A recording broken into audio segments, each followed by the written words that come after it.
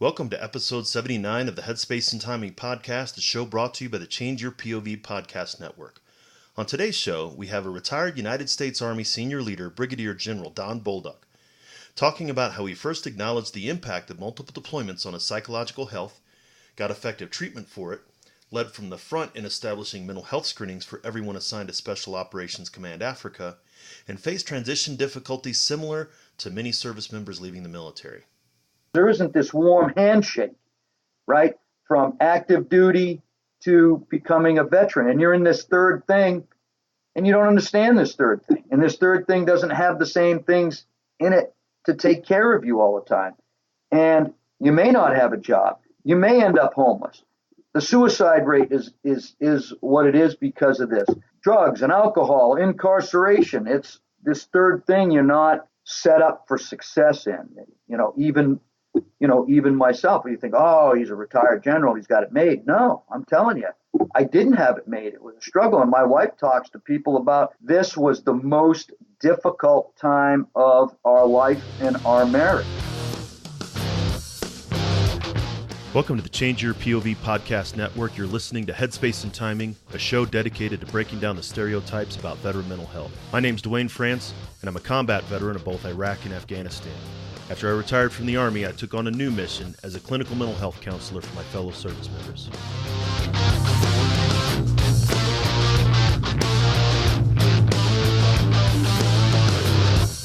If you served in any branch of the military, you're familiar with the M2 machine gun, the 50 cal. It's one of the most effective weapons in the military's arsenal. If the weapon's headspace and timing wasn't set right, however, it was just a huge useless chunk of metal. Veterans can be rendered inoperable if their headspace and timing isn't set correctly either. That's my goal with this show, to change the way that we think and talk about veteran mental health and reduce the stigma against seeking support.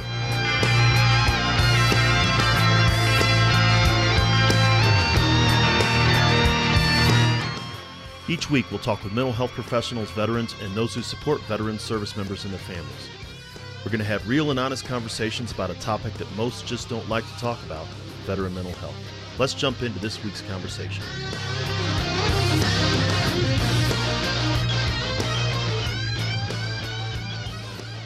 Hey everybody, welcome back to the Headspace and Timing podcast once again, and as always, we really appreciate you taking the time to listen and learn more about veteran mental health. As you know, we often have mental health professionals on the show talking about what they do regarding mental health, and we also have veterans themselves talking about their mental health journey and some of their experience with mental health. And in this episode really is in that second category, but it's really in that second category because we have one of the Army's senior leaders, former senior leaders here talking about a lot of the stigma around help seeking and how to change that culture in the military. So my guest today is General Bolduc, and we're going to have a conversation about his experience. So Don, welcome to the show. Well, thank you, Dwayne. It's great to be asked and have the opportunity to come on your show. Thank you. Absolutely. I think that for a while now I've been seeing what you've been doing. I think the first time that I really noticed there was a New York Times article highlighting what you were doing while you were still in active service. But then even how much more you've done since you've left the service. But before we get into that, I'd like to give you an opportunity to tell the audience a little bit about your background. Well, I'll be brief. I had the opportunity to be born and raised in the state of New Hampshire in the city of Laconia, a small community that my dad grew up in his entire life. My mom grew up not too far away in Belmont, New Hampshire, from Laconia. And she moved around a little bit, but she was living there when my dad met her, so we claimed Belmont, New Hampshire. Anyways, had a wonderful childhood where I learned a lot about focus, hard work, and never quitting by working on our family farm. Had some great teachers and coaches that helped me develop my values and merit-based and faith-based approaches to life. So I'm very appreciative of all the efforts that they put into shaping me into an adult. Um, Very religious family, Catholic orientation, and so uh, went to Catholic school. So I learned a good dose of values and ethics and my faith there, which I've continued to practice my entire life. Had the opportunity to join the military right out of high school. And as a young private and sergeant, I decided that I'd become a officer, so I did. And I was commissioned in 1988, and I was influenced by the movie The Green Berets in 1968, watching it with my grandfather and my younger brother, AJ. Uh, we were dressed up in battle gear and had pillows as our cover and concealed positions, and we watched that movie. My uncle Don was in Vietnam at the time, so it was, real to our family, and it, I guess, shaped me a little bit in my career progression. So I went special forces as soon as I was eligible. Spent 24 years in special ops, a total of 32 years in the Army, and had the honor of commanding Special Operations Command Africa as my last assignment in Stuttgart, Germany. And that was quite an honor. And my wife and I retired a year ago now, last October, and came home to Stratham, New Hampshire, where we decided to settle because it was halfway between my family in Laconia and her family in the North Shore in Massachusetts.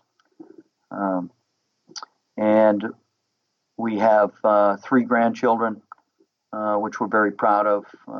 Grandson named Josh, granddaughter Hadley, granddaughter Hannah.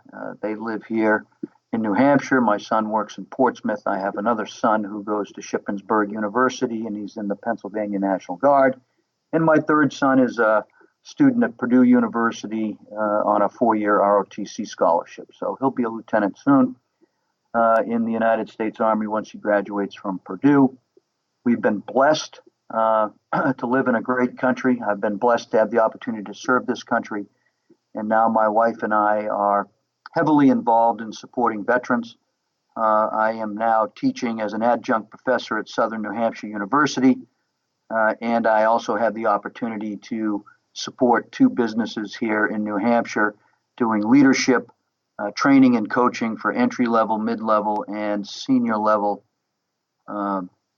members of their organization. So have the opportunity to do the things that I love, and that was, of course, given to me because of this great country and the people that served before me, that currently serve, and those that will serve in the future. So that's it in a nutshell.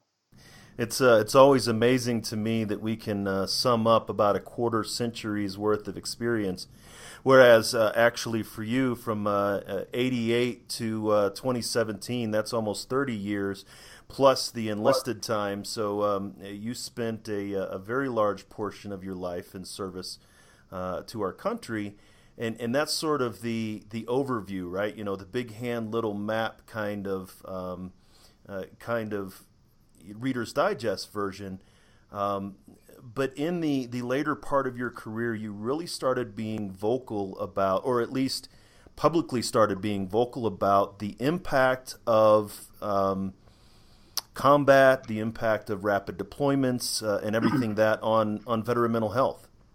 Mm-hmm. Yes, very much so. My wife noticed, I think about 2006 or 7, that I was, very different, and that was after my two rotations. So that would have been my third rotation in Afghanistan. But my two rotations as a battalion commander, and then I think my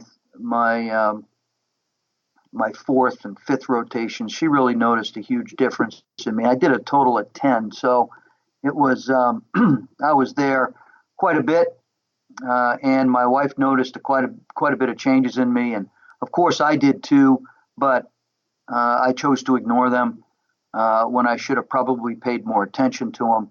And the military and the Army was still trying to get its arm around, uh, PTS, and TBI, and pain management, and all these other things that they struggled with to understand and change perspectives and cultures and develop programs. And so you kind of take your lead off of that, right? And so I did. And one of the reasons I volunteered to deploy so much is I felt very normal in that environment, and I didn't feel very normal at home. It's not because home was bad, it's because all the things that I learned to survive in combat for more than a day over multiple rotations doesn't fit very well back here when you come home. And it's hard to make that adjustment, particularly when you're not given the coping mechanisms to do so, right? And when it's not recognized kind of as acceptable. And if I admit this, then I'm not gonna be able to do this job, or I'm gonna miss this opportunity, or I'm gonna lose my clearance, or I'm gonna be put on a non-deployable roster.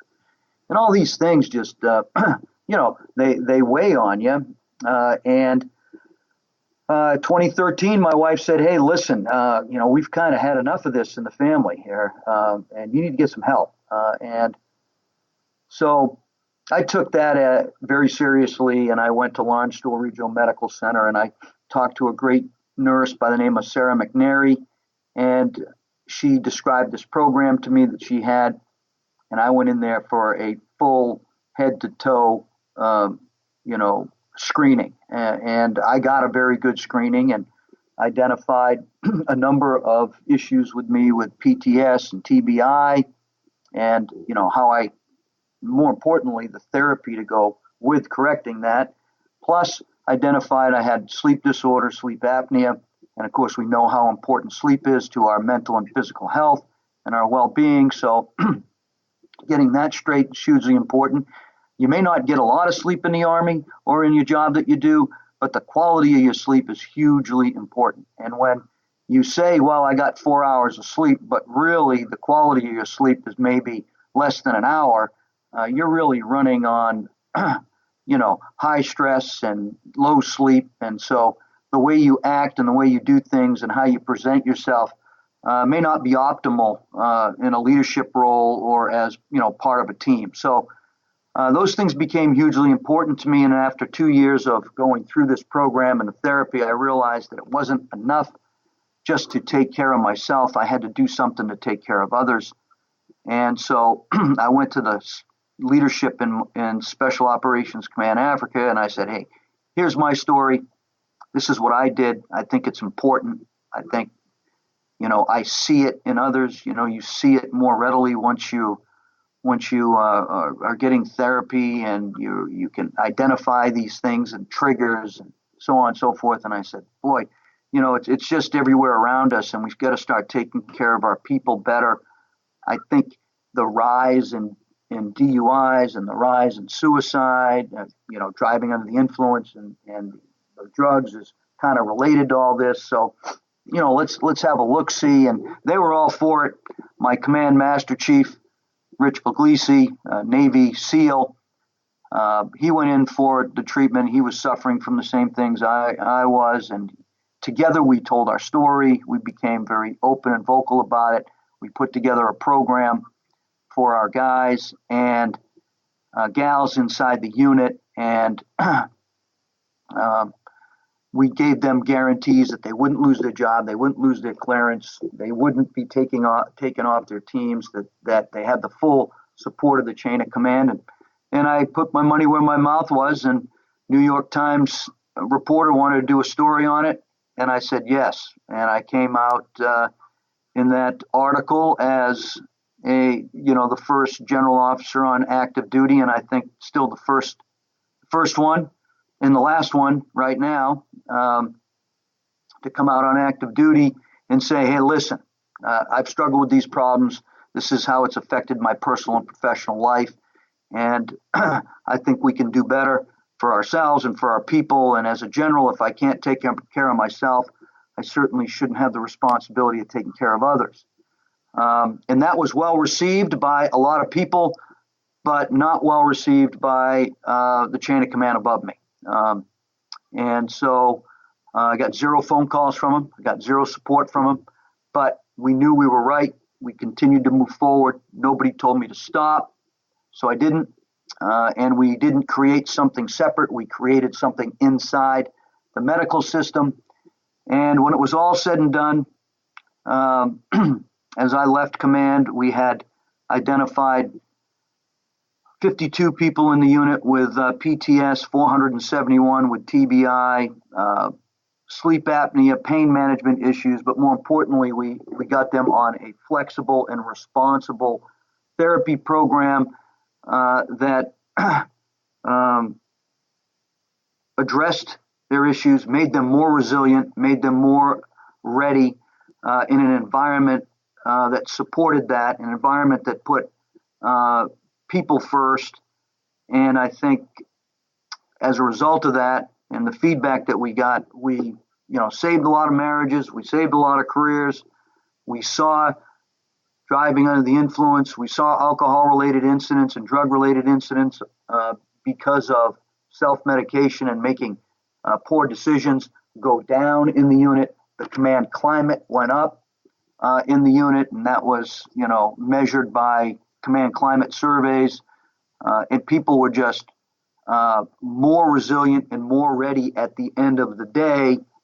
And so we were very proud of this. We only had one individual that was flagged during the medical screening that we did at Launch Duel. It was a 3-day screening. We did guys that were deployed on the continent, and we did the entire Special Operations Command headquarters, anyone that wanted to do it. And we proved to them that we would back this up, and we did. As a result, we had better performances and lower incidents, and it allowed us to make better decisions about discipline, because when a guy or a gal had an alcohol-related incident, the first thing we didn't do was go, chop off their head. We went and asked additional questions.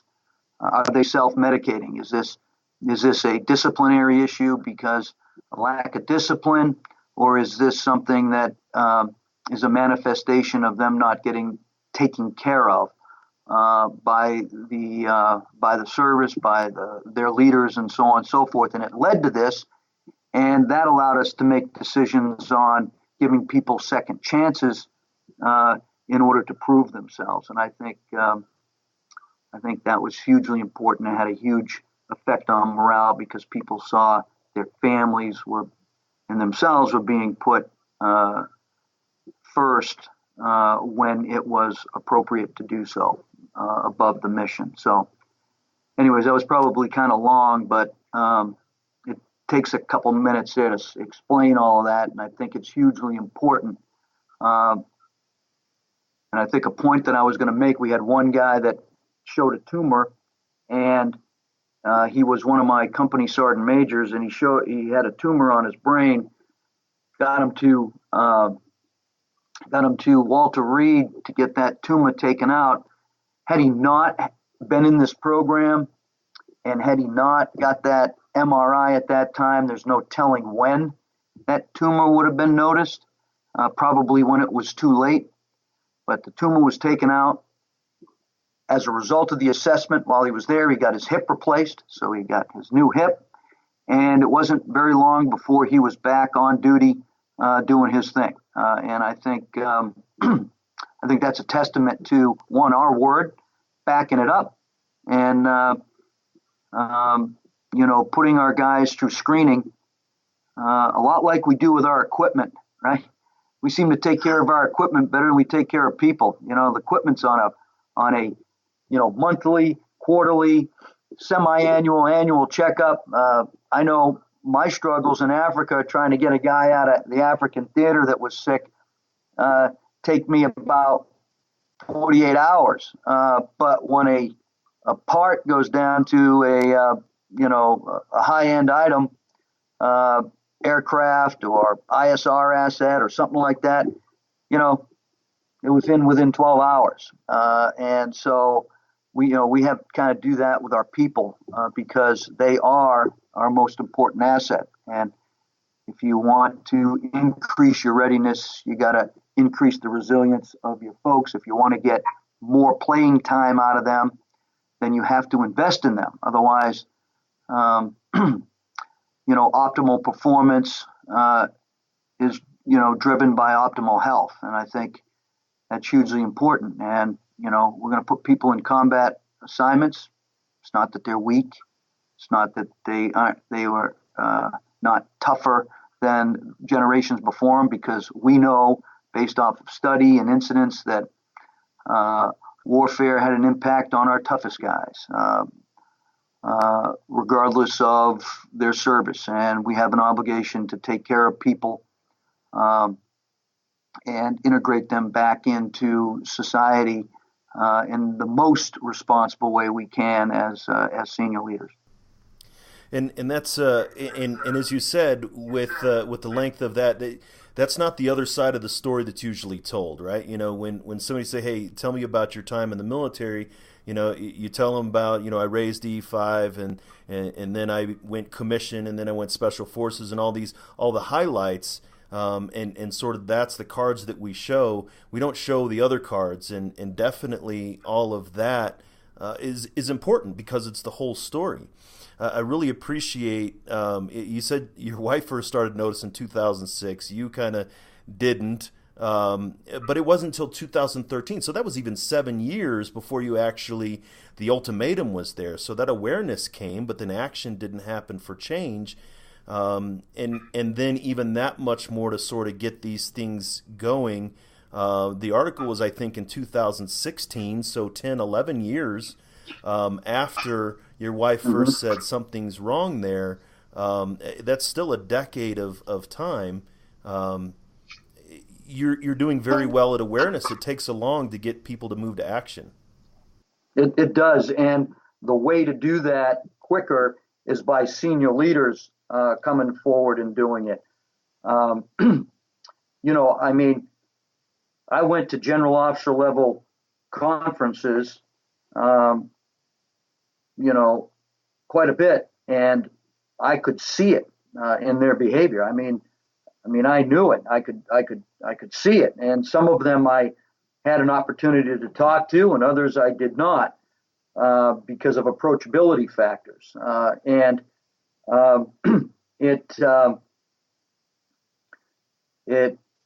We need to take care of ourselves. Number one, you can have a program, but the program is only going to be good as the leader makes it by his personal or her personal investment in it. And in this case, people just don't trust the system. They think that there is going to be repercussions that are going to negatively affect them.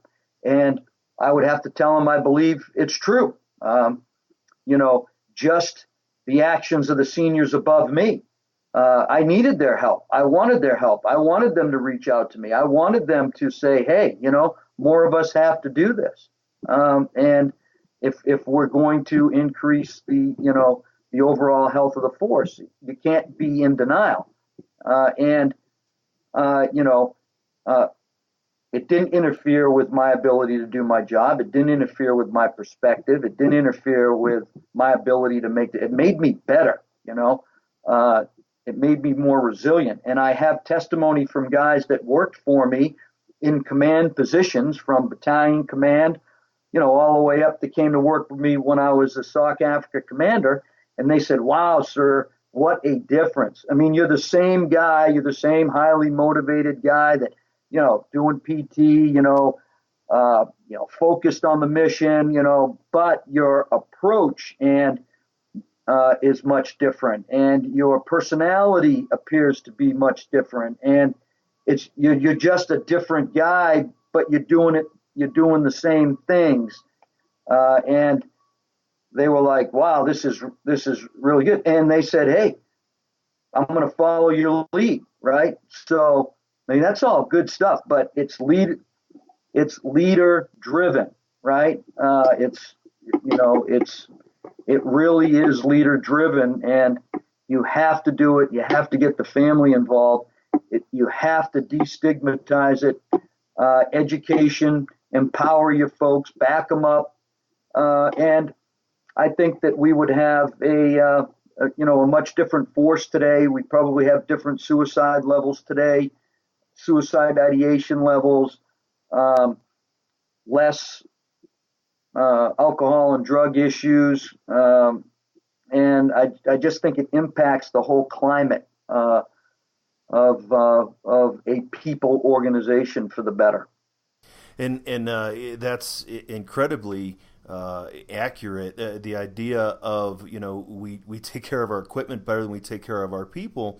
But even the highest powered piece of equipment, if you don't maintain a Ferrari, then it's still gonna, crap out on you. Especially where you were at. I had the honor and the privilege to spend the last 2.5 years of my career in 10th Group, supporting them. Did a short tour over to Mauritania, which was enjoyable, and I went out at the top of my game. That is even a different culture within the military culture. We know the de oppresso liber, right? Free the oppressed, but we don't the oppression of our minds, as my friend Jeff Adamek says. But the idea of the silent professional, even changing the culture within the spec ops community, is even bigger push than changing maybe mainstream Army. Did you see some resistance even within that? Oh yes. So hey, these special operation guys aren't going to take your word for it. They have to see action, and that's in anything that you do. So if you want to be a leader that they're going to trust, one that they're going to call, not refer to you as a warrior. That's one of the biggest compliments that I ever receive from my guys is, hey sir, just know that everybody thinks that you're a warrior, and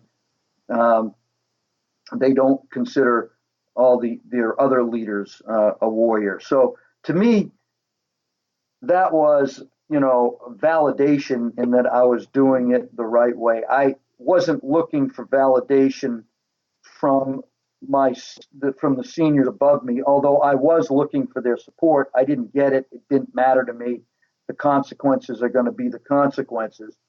And that's one element of the reason why I was shown the door. But that's okay. That's something that I accepted, and I'm okay with that because it was a higher purpose, and I got validated by the guys. And so when I won the hearts of the team leaders and the team sergeants and their trust, they got the guys to do it.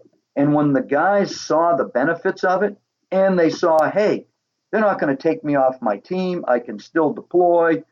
Now I understand the services have changed that approach, and they've made it worse for our folks, because now if you have PTS, you're on the non-deployable roster, and if you don't, if you're on any kind of medication, you're on the non-deployment roster. And so what we've done is, I think we've taken 2 steps back with some of these new policies that the Department of Defense has put in place, and to get at the non-deployable issue that they have, they've made guys and gals being less acceptable of. I mean, nobody wants to be taken out of their job. They certainly don't want to be medically discharged. They want to be supported, and it's about the leadership in this case. And we have to do everything we possibly can to take care of our folks, because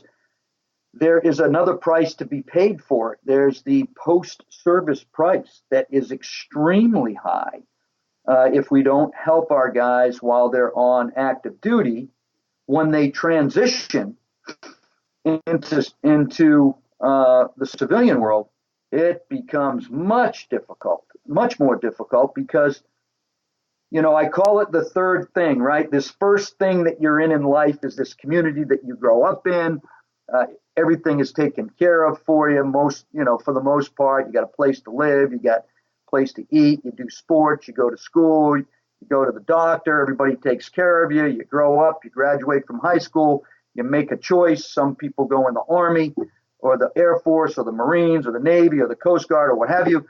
They go and they serve their country that way, and they stay in for a career, or they do a term or two of service, and then they transition out.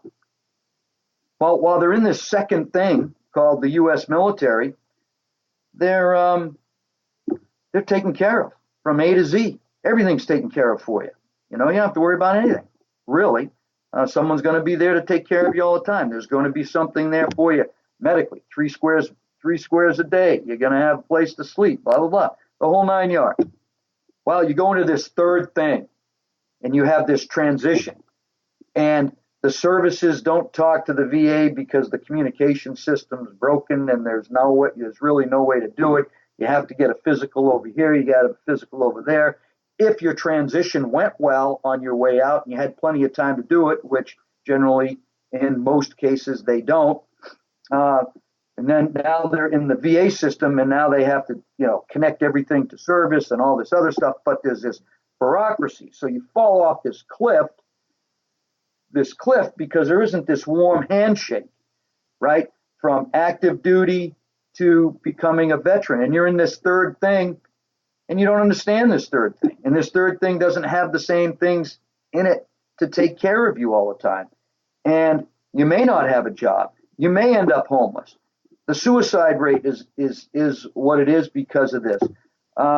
Drugs and alcohol, incarceration. It's this third thing you're not set up for success in. Even myself, you think, oh, he's a retired general, he's got it made. No, I'm telling you, I didn't have it made. It was a struggle. And my wife talks to people about this was the most difficult time of our life and our marriage. It was very, very stressful. Not that we didn't prepare for it or what have you. We tried to prepare for it the best we can, but we lost our connection. I lost my sense of purpose. What am I going to do? How do I even approach this? I couldn't get a job to save my life. I couldn't get past the first interview. I was either overqualified, or there was a in-house solution, or, wow, we don't really know what to do with you, right? And that took some time. And I joined veterans organizations as a supporter and as an advisor. And that's how I met people in the same position as me who got help from this guy, and they connected me to that guy. And then that guy connected me to this guy.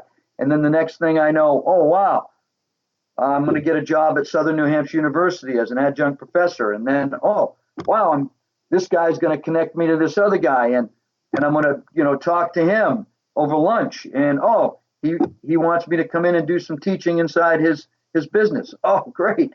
That's another opportunity, right? But that wasn't anything the service did for me. That wasn't anything that they informed me on. When I went to my transition course in the military, it was all designed on how to get a defense service job. Well, that's not what I wanted. I didn't want to do the same thing. I didn't want to do the same thing I was doing in uniform. I didn't want to live in Northern Virginia. I didn't want to live in Tampa. I didn't want to live in those places. I wanted to come back to New Hampshire and do something different, help veterans, teach, and coach and train. And, it takes a while, to break into that. It's very unfamiliar territory. And we have to look at it differently inside the service, and how we're taking care of our people and how we're transitioning our folks. And that's just what you said there, sir, is the fact that even through 10 combat deployments, through countless TDYs back and forth in and out of the continent of Africa, everything that you went through, that this transition was the most challenging in your family's relationship and your thing. I mean, Mm-hmm. that's significant. And even the fact that as a senior leader in the Army is having the same challenges as that PFC or that young staff sergeant that's getting out of the military after 8 years. And That's that's, right. again, not something that the discussions are really being had around that. Right. Well, one of the guys that I became friends with here in New Hampshire was a Medal of Honor recipient from Afghanistan, and a great guy. And he went from service right into college. And the way he tells the story to me and to others is, yeah, it was just like the military. I had a place to stay. I had a schedule. I had a syllabus. I had things to do. I had things that were due. It was like, PT formation, morning formation, after lunch formation, dinner formation, go home, get up, start all over again. So his life was regimented in the same way that it was in the military. So, hey, that was something he could relate to. Graduates, gets a job, shows up. They're great to have a Medal of Honor recipient in their business, right? Great stuff. You know, big hug, big pat on the back. There's your cubicle. Get to work. That's when the effects of PTS and other things started to flood him, because he wasn't prepared to deal with that, right? And so now, okay, what do I do? I'm used to being told what to do, and so he started having problems. Started having problems at home. His wife was like, "Hey, So he talks about it in a way that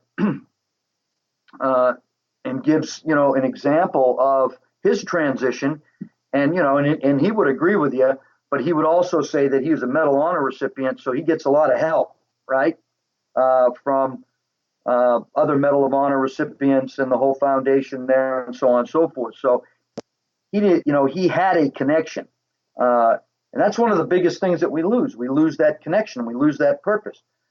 People came up to me and said, "Oh, hey, if you ever need anything, give me a call," right? Well, you're not going to call anybody, Why don't they call you? You know? Yeah, that is, veterans, service members. We give help to others. We don't get help. We don't receive help. We don't request help. That's And right. that's really where, a lot of it being, it's up to us to help each other. You brought up a lot of great points beyond just post-traumatic stress, beyond just traumatic brain injury. This goes back to a series that I did at the end of last year, that it's not just depression, alcohol use, and getting pills for PTS and TBI. That purpose and meaning, right? That's significant. Moral injury, the change in what we believe to be right and wrong with the world. Needs fulfillment. How do I meet my needs? I've said before, my job interviews for 22 years were my promotion boards, right? I didn't know how to put a resume together, because that was my ERB, right, or the ORB. There were none of these things. Sir, I spent 45 minutes in a Men's Warehouse trying to figure out how to tie a tie in a different way than I had for 2 decades. Luckily, the clerk was a veteran and he knew exactly what I was doing, right? But that's the issue is we have to learn how to meet our needs in a totally different way, and then of course the family, and those are the aspects about mental health that we don't talk about, because these aren't things that you talk about in polite company, right? Or Right. some people don't talk about. You're very vocal about it, about your experience even now, in carrying on that, leading by example. You're very vocal about, hey, almost 2 decades of war will change any individual and changes a whole generation of individuals. It certainly does, and we have to be prepared for that. Um, Human nature is what it is. People are going to be affected, and we want them to be affected, right? We want them to have humanity. We don't want them to lose their compassion and their empathy for people. But we want to help them also in their struggles. And I hear countless veterans after I talk from older eras and generations that wish they had heard this from a senior leader when they were serving or after they got done, and there was much different acceptance about it inside of society. We have to, PTS is not a pathology. It's not anything it's not a mental illness. It is your brain's reaction to an environment in order to help you survive. And that's it, good or bad. Your brain, reorders it. It's not a disorder. And that's why I dropped the D from it. And that's another thing you talked about, soft guys. Hey, I don't have PTSD. I don't have a disorder. And I completely agree with you. When you look at it and you listen to doctors and scientists and everybody that knows about the brain, says, no, it's a reordering of the brain. And if you didn't have it, then you wouldn't be able to survive, but you have to know how to deal with it when you get back. Because a lot of things will affect, the hypervigilance, excluding yourself from social events. It all impacts, right? Patience, your ability not to be comfortable driving and driving like you're, always looking for a roadside bomb or something like. Those are all real because your brain doesn't know the difference between Iraq, Afghanistan, you name it, country in Africa, and Stratham, New Hampshire, right? Unless you're able to understand the triggers and teach your brain that, right? And so you got to be, you got to know to do this, and it just helps you.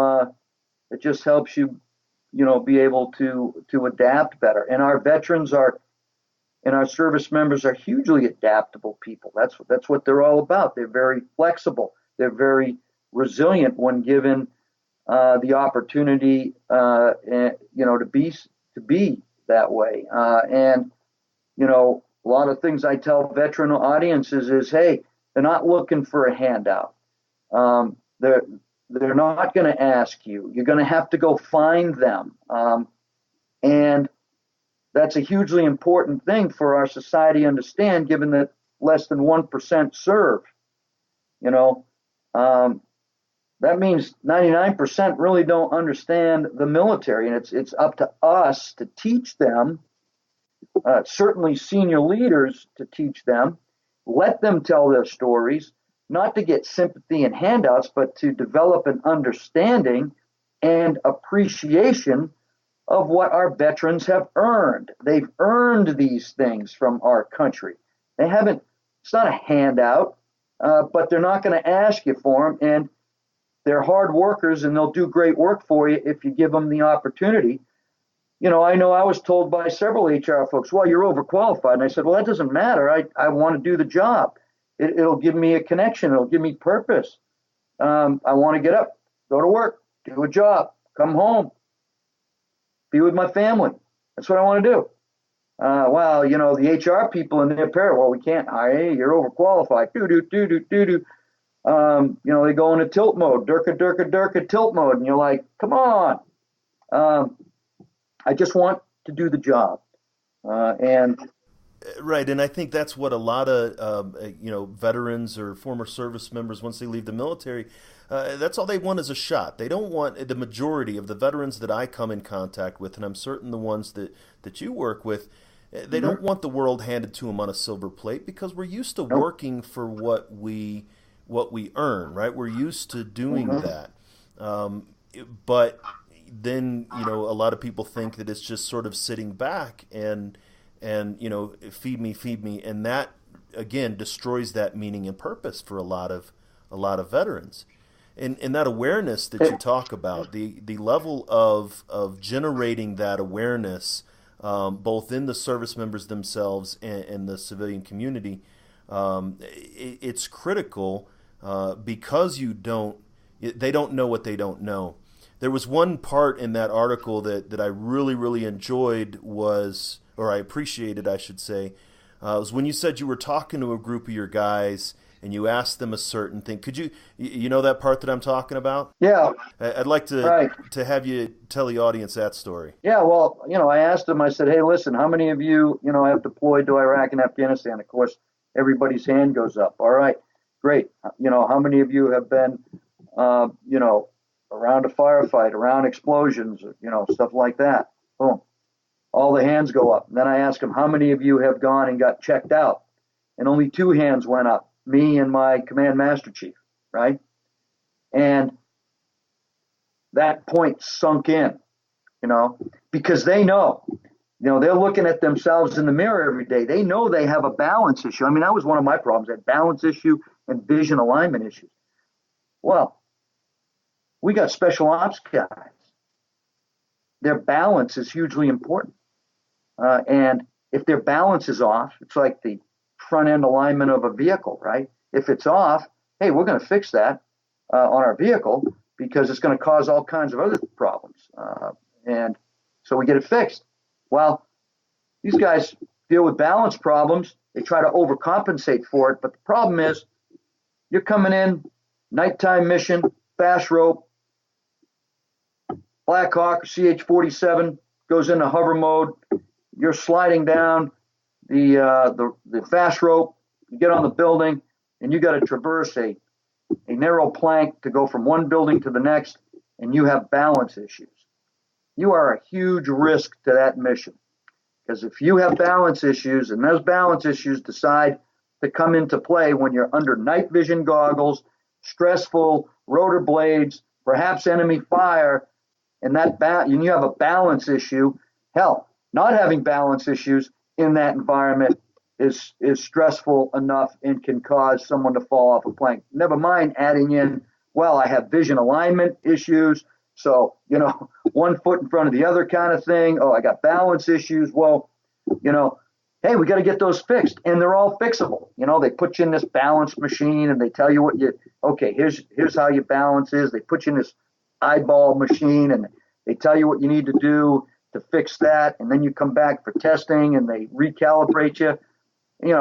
And our guys were learning how to shoot with vision alignment problems, and then they realized, wow, what a difference it makes, right? And it's huge, and so, I mean, it's just those kind of things. When you start talking to them, they know exactly what you're talking about, and they add the credibility of it coming from their commanding general and their, Master Chief, Navy SEAL, 2 guys that have done the same missions that they're doing when we were, their rank or in their, in that part of our career, you just get a tremendous amount of credibility, and then the guys go, and they're like, wow, what a huge change. I used to walk down the street with my wife, and I was constantly, holding her hand, and I'm constantly leaning, off to the right, because I had a balance issue. And that's why she wanted to walk in the street all the time, because I kept pushing her off the sidewalk. And then our walks would get stressful because she's like, will you quit pushing? You know what I mean? It's like, God bless America, trying to go for a walk with my wife and hold her hand and enjoy the weather or what have you. And, I tell that story because I know the guys, understand that as well. And then, of course, always the big elephant in the room is sexual dysfunction, which is correctable. We're finding with the environments our guys serve in because of the pollution in them and the toxicity of things and being around explosives, training around explosives. You get all these chemicals in your body. It lowers your testosterone. Age lowers your testosterone. And boom. One of the things that, you're a steely-eyed special forces, special ops guy, and you're having sexual dysfunction issues. And so that stresses the relationship. You're mad at yourself, but you get mad at your wife, and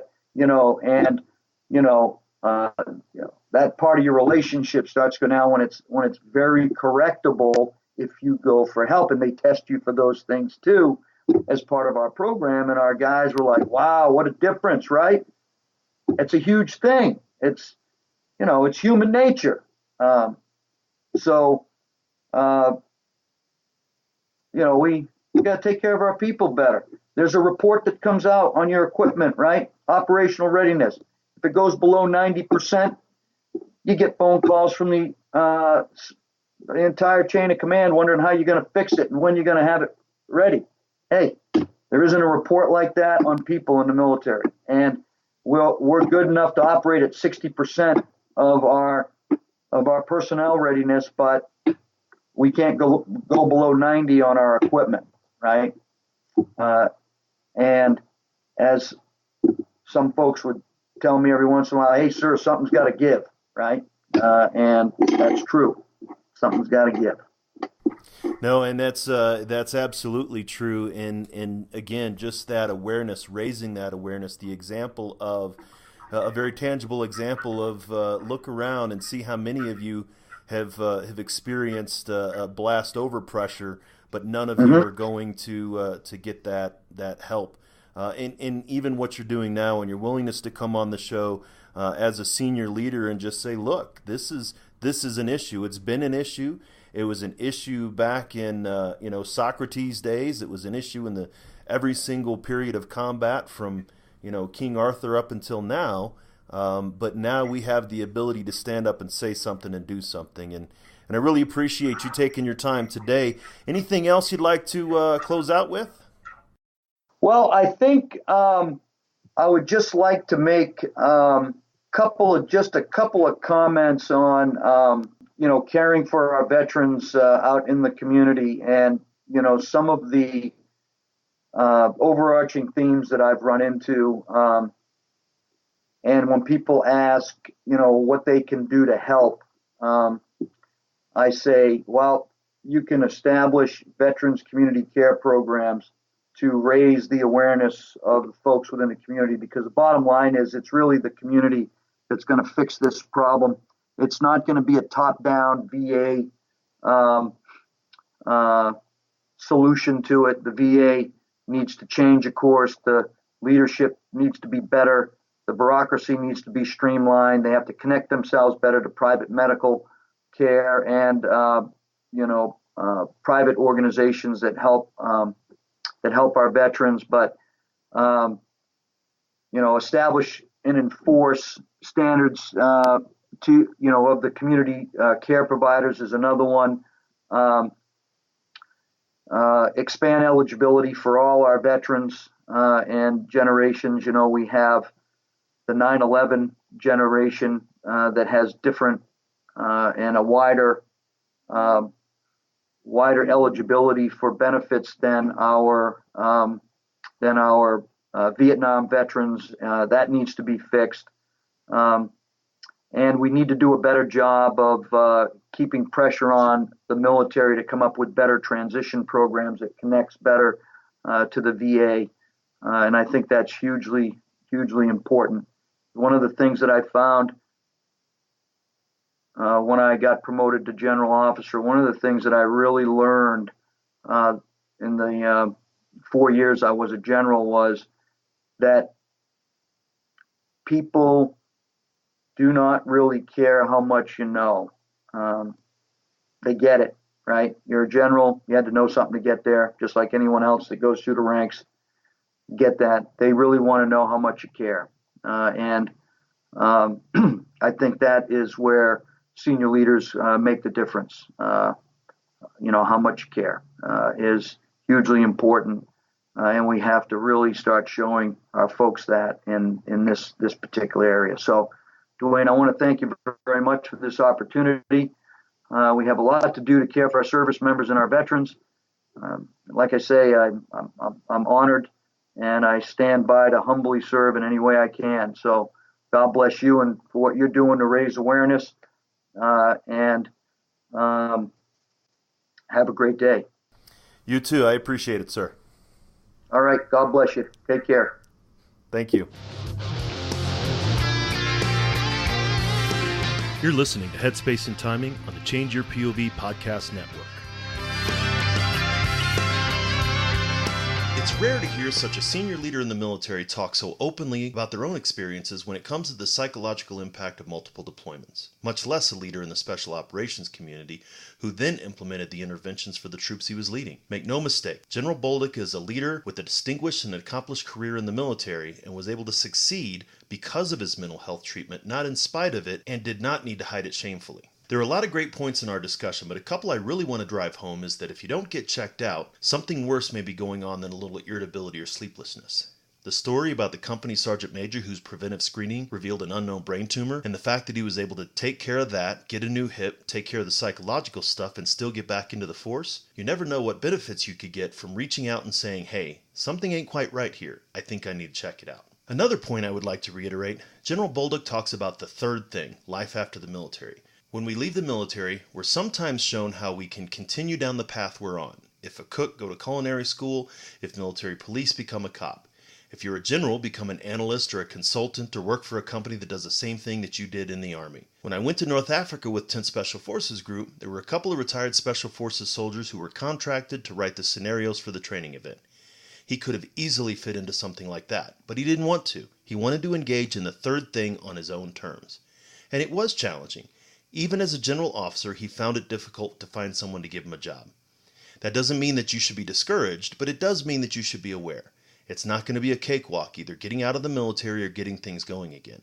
It takes effort, and that which made us successful against significant odds in the military can make us successful against significant odds in our post-military life.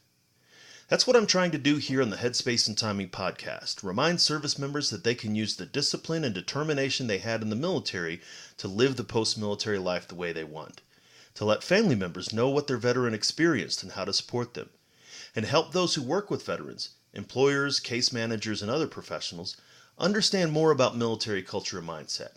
If you want to keep up with all the latest information, you can get the latest content delivered to you through Facebook Messenger by going to veteranmentalhealth.com and clicking on the orange button in the middle of the picture that comes up on the page. Next week, we're going to talk about how research into mental health and wellness can inform future efforts at developing wellness in service members, veterans, and their families. Terry Tanelian from the RAND Corporation is recognized as one of the most prolific and knowledgeable research in the field of mental health and wellness when it comes to those who serve our nations, their families, and their caregivers. Make sure you subscribe so you don't miss it, and until then, stay focused and be well. I'd like to thank the Change Your POV Podcast Network for hosting this show and highlighting the critical importance of veteran mental health. We want to hear from you. You can reach out to me via email at dwayne@veteranmentalhealth.com. You can find me at Twitter at @TheCounselingVet, or head on over to Facebook and look for the Change Your POV Squad. You can find the show notes for this episode and all the episodes by going to veteranmentalhealth.com or changeyourpov.com. Sign up for updates on either or both so you don't miss another episode. While you're at it, check out the other great shows on the Change Your POV Podcast Network. The show about remembering our military history and reviving our warrior spirit, changing hearts and minds. The show about outdoor activities that us veterans love so much, Neophyte in the Woods. The show that helps us get going at the beginning of the week, Motivation Monday. And Attack Fridays, the show that brings you actionable tips, tricks, and coachable knowledge to help you make the best of your transition. While you're checking out the other shows, drop us a review in iTunes or whatever podcast platform you're listening to. The reviews really help spread the word about what we're doing.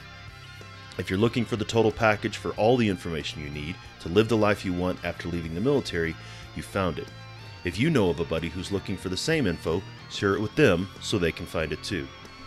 I want to thank Doc Todd for his permission to use his track Not Alone from his amazing album Combat Medicine.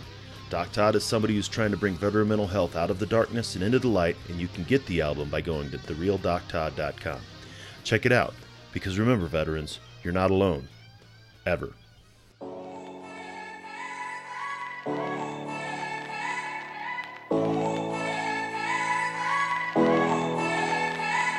The struggle is real, found a feast and lost a soul. Eventually my drinking, it got out of control. There in darkness I roam, struggling to find home. See, suddenly death didn't feel so alone.